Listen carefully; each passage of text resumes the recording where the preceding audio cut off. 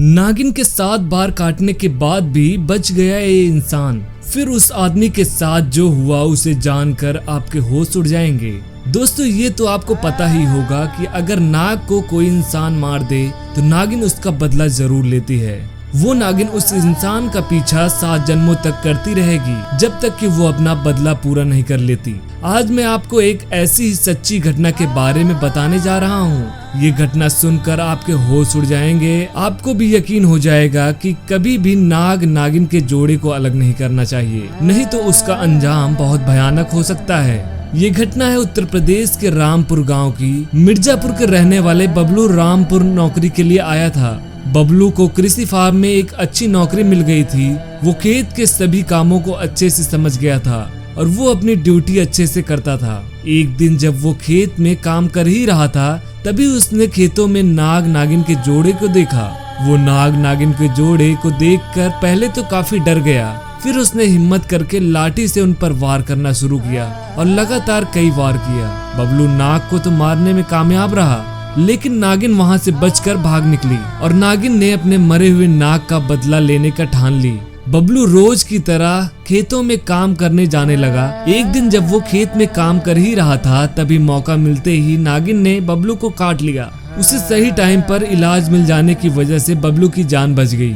बबलू फिर सब कुछ भूल कर अपने काम पर जाने लगा। कुछ दिन बाद नागिन ने फिर से बबलू को डस लिया और बबलू को सही इलाज मिल जाने पर फिर बच जाता है। नागिन ने बबलू को लगातार 7 बार डसा, लेकिन बबलू हर बार मौत को हराने में कामयाब हुआ। वहीं बबलू ने खुद को बचाने के लिए नागिन को कई बार लाठी से वार किया, लेकिन नागिन भी खुद को बचाने में कामयाब रही।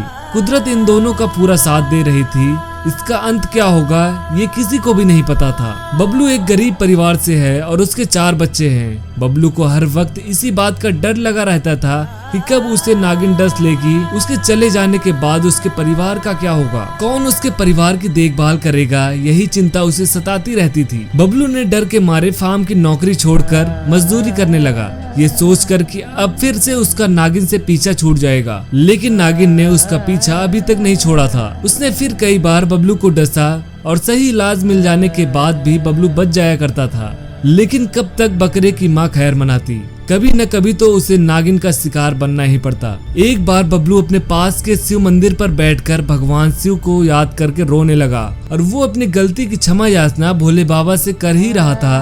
तभी उसके पास साधु आते हैं और बबलू से रोने का कारण पूछते हैं। बबलू ने साधु बाबा को पूरी कहानी बताई, कैसे उसने नाग को मारा और अब नागिन उसका पीछा नहीं छोड़ रही है। साधु बाबा ने बबलू को एक ताबीज दिया और बोला, इससे तुम हमेशा अपने पास रखना, ये जब तक तुम्हारे पास रहेगी तब तक वो नागिन तुम्हारे पास कभी नहीं आएगी। और उस ताबीज को देखकर वो साधु बाबा शिव जी का भजन करते हुए आगे चले गए। बबलू ने भी वो ताबीज अपने गले में बांध ली। नागिन ने भी अब उसका पीछा करना छोड़ दिया। अब वो नागिन बबलू को कहीं नहीं दिखती थी। ये तो साक्षात महादेव का ही चमत्कार था जो उस ताबीज के रूप में बबलू को मिली। बबलू अभी 90 साल का हो चुका है, लेकिन वो ताबीज अभी भी उसके गले में है। इस घटना के बाद से बबलू महादेव का एक सच्चा पुजारी हो गया और वो हर रोज घंटों घंटों शिव जी के मंदिर जाकर उनकी पूजा आराधना करता है। महादेव को दिल से याद करने वालों के पास महादेव किसी न किसी के रूप में उसकी रक्षा करने जरूर आते हैं। हर हर महादेव।